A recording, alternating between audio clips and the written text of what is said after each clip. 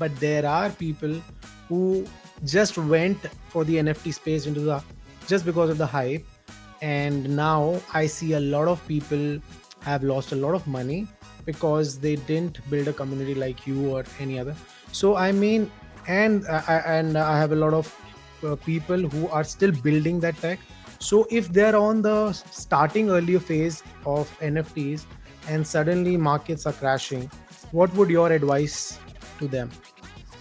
Well, there's still a market, and what I love about the stock market across the world, as well as the NFT market, is there's a buyer and seller, so it still works. Corrections are good because if you have some resources on the sidelines, you can pick up some great opportunities. And I'll compare the NFT market to the stock market, or at least the U.S. stock market, which I'll reference. There's different layers of that. There's top tier, very well amazing companies on the New York Stock Exchange. They're S&P listed. They're on the NASDAQ, and those are the best of the best. They're growth companies. They have great teams, great revenues, profitability. And then you have over-the-counter and pink sheets, and you have garbage. And people buy those. There's a market for them because they believe the hype that's being promoted around on message boards, or they just have a gut feeling. But typically, those pink sheet over-the-counter or really, really bad companies never generate a return. The same thing applies to a startup that you may invest in. And then the same thing applies to the NFTs. So my advice to, if you're an issuer, make sure you're providing something that you believe inherently that it will have great future value and people will want this. And surround that project with great people, great advisors. Give it the chance to succeed and give it a chance to grow. Hopefully the idea of people putting garbage out is going to stop, because now that there's a little bit of a correction, the buyers of those NFTs may take a second and do a little bit more research and due diligence on that project. Who's behind it? What's the real utility? The things that we believe that we set at least a benchmark for.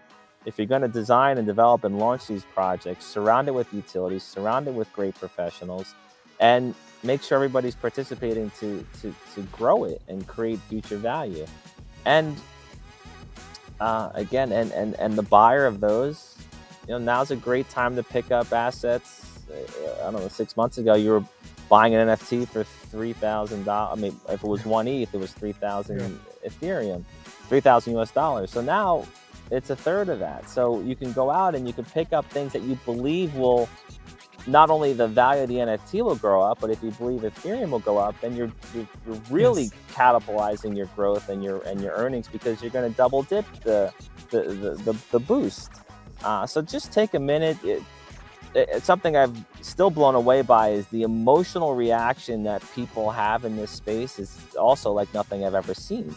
I've seen CEOs of Fortune 50 companies that I know and work with forget all of their training, all of their experience, all of their knowledge, and and they just dive into it, and they're clicking away, and it's amazing. So just take a moment, breathe a little bit, and I suggest always be part of projects that you're passionate about, and maybe the money's secondary.